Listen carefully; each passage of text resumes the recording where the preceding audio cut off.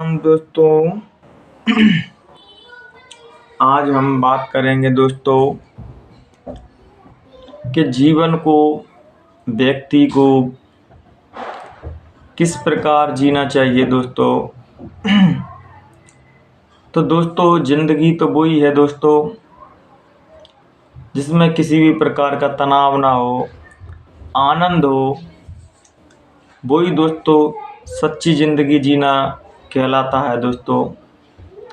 आज लोग डिप्रेशन के शिकार हो रहे हैं, तनाव के शिकार हो रहे हैं, क्योंकि व्यक्ति अपने भीतर आनंद से जुड़ना ही नहीं चाहता, ना वो प्रयास करता दोस्तों। वो बाहर की चीज़ों से ही खुश होने लगता है कि बाहर मुझे खुशियाँ मिलेंगी, बाहर ऐसा होगा वैसा होगा।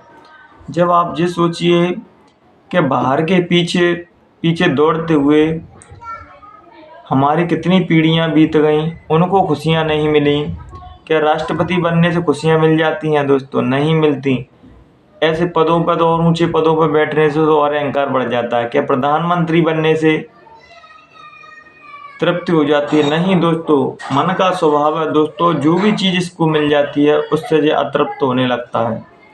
लेकिन दोस्तों जब मन के पार होते हैं, जब हम ध्यान करते हैं, परमात्मा की ओर चलते हैं दोस्तों, तो हमारे जीवन स्थिति कुछ भी हो दोस्तों, लेकिन हमारे अंदर धैर्य, शांति, एक ठहराव आने लगता है दोस्तों, जो शायद ही बाहरी चीज़ या संसार की चीज़ों में ठहराव नहीं आता। एक चीज़ को पा लिया, दूसरी चीज़ की कामना उठने लगी। लेकिन जब भक्ति के मार्ग पे, भजन के मार्ग पे, परमात्मा के मार्ग पे निकलते हैं दोस्तों, तो ऐसा नहीं होता। वो साधक और सहज से सहज होने लगता है। और जो भी जीवन में जो सी भी चल रहा हो, जैसा भी जीवन हो, वो कभी भी अपने जीवन से शिकायत नहीं करता किसी भी प्रकार की। वो आनंद में रहता है दोस्तों, चाहे परमात्मा उसको किसी भी परिस्थिति में रखे। सच्चे साधक की पहचान ही ये है कि उसके अंदर शबूरी आ जाती है कि वो ज़्यादा चीज़ों के पीछे नहीं भागता। सहज जो चीज़ें हो रही हैं प्रकृति में, वो अपने आप ही हो रही हैं दोस्तों।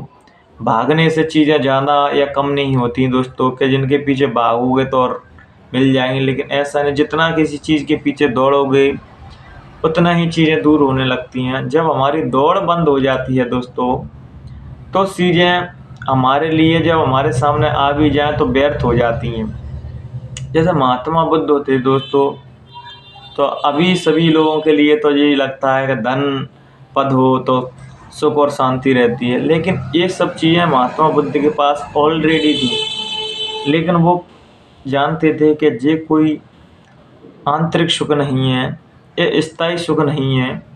एक दिन मुझसे ये सब चीज़ें छीन ली जाएंगी, तब मैं जीवन की उस अंतिम यात्रा पर चलूँगा, तो यहाँ की बाहर की चीज़ सब ले ली जाएंगी। तो क्यों ना ऐसी चीज़ की खोज की जाए जो मुझसे कोई मरने के बाद भी ना छीन पाए। उसको ही हम परमात्मा कहते हैं। ध्यान, भजन, सुमिरन सभी साधक संत समाज कर रहे हैं, उसी के लिए कर रहे हैं कि हम उस चीज़ को प्राप्त कर लें जो मरने के बाद भी हमारे साथ जाती है।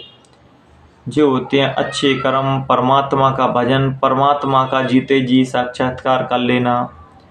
क्योंकि आज की जनरेशन, आज जो पीढ़ी है, वो परमात्मा के बारे में, किसी के बारे में कोई रुचि नहीं होती। जब हम किसी भी परेशानियों से गुजरते हैं, हमारे जीवन में कष्ट आता है, परमात्मा की ओर तो निगाहें तब होती हैं जब हम संसार के सारे रास्ते हमारे लिए बंद हो गए। नहीं, जब तक हम होता है उतना ही प्रयत्न करते हैं कि संसार में सुख ढूंढा जाए, लेकिन ऐसा होता नहीं है दोस्तों।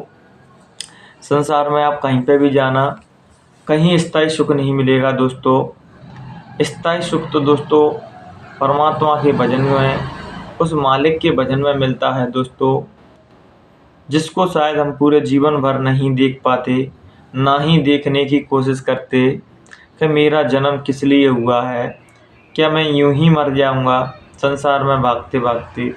और आप ये चीज़ निश्चित ही जानना दोस्तों, आज के संसार में जो तुम कहते हो ना कि ये मेरा है वो मेरा है, आज के संसार में कोई किसी का नहीं। सारे रिश्ते तुमसे स्वार्थवश जुड़े हुए हैं, स्वार्थ खत्म हो जाता है, रिश्ते भी खत्म हो जाते हैं।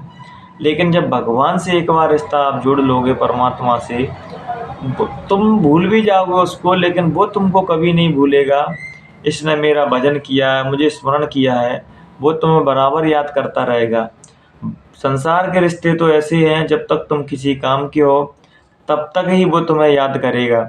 लेकिन परमात्मा को तो दोस्तों ये सिस्टम है, जब आप उसकी शरण में जाते हो, भजन करने लगते हो, फिर सारी जिम्मेदारियां उसकी हो जाती हैं तुम्हारी निभाने की।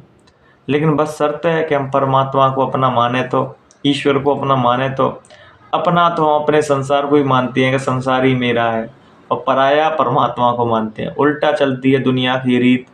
यहाँ परमात्मा को अपना मान लेना चाहिए, और दुनिया रूठे तो रूठे। कि वो किसी ने क्या खूब कहा है, मुझे है काम सतगुरु से, जगत रूठे तो रूठन दे।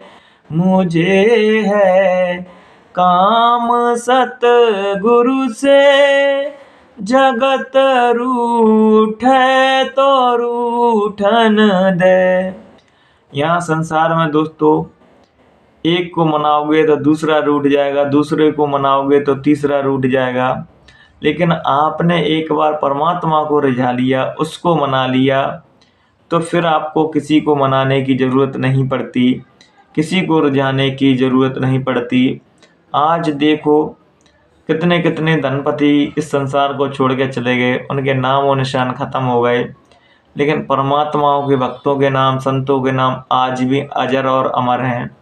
कितना समय बुद्ध को हो गया, कितना समय कृष्ण को हो गया, कितना समय राम को हो गया, कितना समय वाल्मीकि जी, कितने महापुरुष आए, उनका नाम अजर अमर रहता है। जब तक ये धरती रहती है तब तक भक्तों के, संतों के नाम इस धरती पे गूंजते रहते हैं। और हम ऐसी चीज़ों के पीछे दौड़ लगाते रहते हैं दोस्तों, जहाँ हमारे अपने ही लोग हमें एक दो पीढ़ियों के बाद भूल जाएंगे कि कौन हमारे बाप थे, कौन हमारे दादाजी थे। तुम्हारे तस्वीर पे हार टंगा दोस्तों, जो पीढ़ी दर पीढ़ी बदली, दो चार पीढ़ी, तो वह तुम कबाड़े में फेंक जाते हो दोस्तों। इसलिए सच्चा रिश्ता बनाना ही है दोस्तों, भगवान से बनाइए, परमात्मा से बनाइए दोस्तों, वो तुम्हारा साथ कभी नहीं छोड़ता। बाहरी रिश्ते तो आते जाते रहते हैं दोस्तों, लेकिन जब एक बार रिश्ता उस प्यारे से, उस मालिक से हो जाता है, तो उसका जीवन ही पूरा बदल जाता है दोस्तों। जब हम ध्यान भजन करते हैं, भगवान की ओर चलते हैं, तब हमारे ऐसे अंदर विचार आते हैं कि वास्तविकता में कोई किसी का नहीं है सिवाय परमात्मा के। और मैं पूरे भर जीवन भर ये सोचता रहा कि ये बच्चे मेरे हैं, ये घर मेरा है, मकान मेरा है। लेकिन सच्चाई तो ये है कि कोई किसी का नहीं है। जब तक तुम किसी की ज़रूरतें पूरी कर रहे हो तभी तक आप लोग प्यारे हो।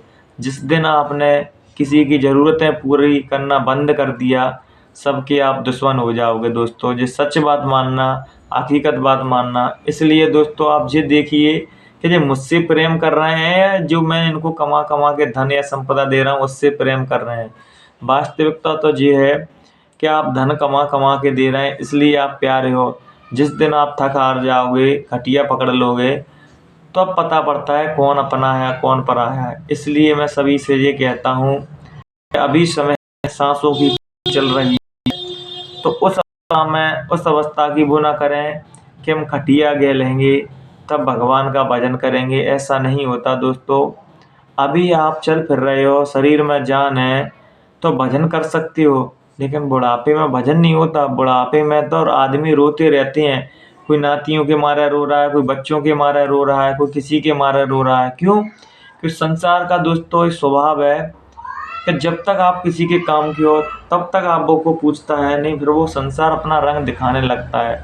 इसलिए सच्चा सहारा तो सद्गुरु को बनाइए, परमात्मा को बनाइए, जो तुम्हारा साथ कभी नहीं छोड़ते और तुम्हें इस जहाँ से उस जहाँ से मिलाते हैं और बताते हैं कि बच्चा यही जीवन नहीं है जो तुम देख रहे हो, इसके पार जीवन और भी है। तभी तो कहा है किसी ने शायर ने कि आसमां के पार जहाँ और भी हैं, आसमां के पार जहाँ और भी हैं, अभी इश्क के इम्तिहान और भी हैं।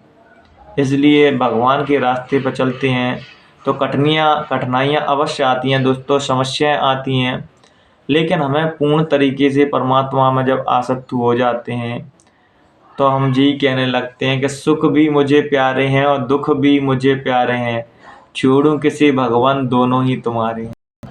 तो ऐसा मन साधक का होता है, सुख मिले उसमें भी परमात्मा का आनंद है, दुख मिले उसमें भी परमात्मा का आनंद है।